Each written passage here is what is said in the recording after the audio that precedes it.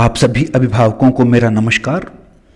आजकल अधिकतर अभिभावक यह कहते हुए नजर आते हैं कि उनका बच्चा कहना नहीं मानता है, झूठ बोलता है, उनकी बातें नहीं सुनता है और बातों को छिपाता भी है।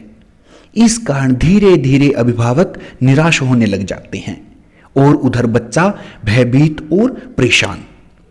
आज मैं आपसे हम अभिभावकों को बच्चों के साथ कैसा व्यवहार करना चाहिए इस पर चर्चा करूंगा। इस कड़ी में पहली बात जो ध्यान देने वाली है वह है हमारा धैर्य। जब खाना बनता है तो उसे हम धीमे धीमे आंच पर पकाते हैं। इससे खाना अच्छा बनता है और जलता भी नहीं है। ठीक इसी प्रकार बच्चे से भी 2-4 दिन में किसी बड़े सुधार की आशा रखना उसके साथ न्याय नहीं होगा। धीरे धीरे बच्चा उम्र के मुताबिक समझदारी की तरफ आता है। दूसरी बात यह है कि आप कभी भी बच्चे के साथ तीखी और तल्ख प्रतिक्रिया नहीं करोगे। इस बात की गारंटी है कि अगर आप किसी छोटी बड़ी बात पर तल्ख रुख दिखाएंगे और तुरंत क्रोधित या आक्रामक हो जाएंगे तो बच्चा धीरे धीरे झूठ बोलना शुरू कर देगा, क्योंकि उसे आपके क्रोध से बचना है। यदि आप छोटी बात का तिल का ताड़ बनाएंगे, बच्चे को लोगों के सामने डांटेंगे, तो यकीन मानिए अगले दिन से ही बच्चा अपनी वास्तविक समस्या भी आपको नहीं बताएगा, जो अभिभावक के लिए बहुत ही घातक है। बच्चा आपके आदेश का तभी सम्मान करेगा जब आप भी उसकी बात को महत्व दोगे। और तीसरी प्रमुख बात यह है कि उसकी कोशिशों की प्रशंसा करें।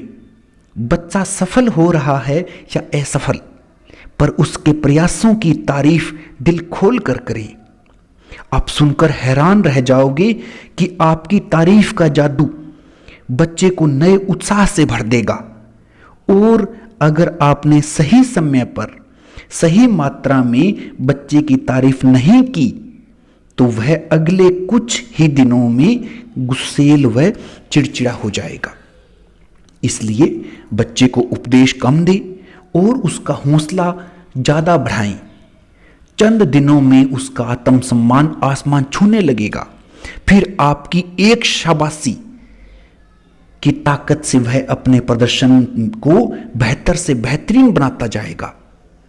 सबसे अंतिम बात जो मैं आपसे करना चाहता हूं वो ये है कि कभी भी अपने बच्चे की दूसरों के साथ तुलना ना करें, क्योंकि हर बच्चा खास है और उसकी अपनी शैली होती है और उसकी अपनी कमियां भी। अक्सर अभिभावक अपने बच्चे की तुलना किसी दूसरे बच्चे से करते हैं। इससे बच्चे में हीन भावना पैदा होती है।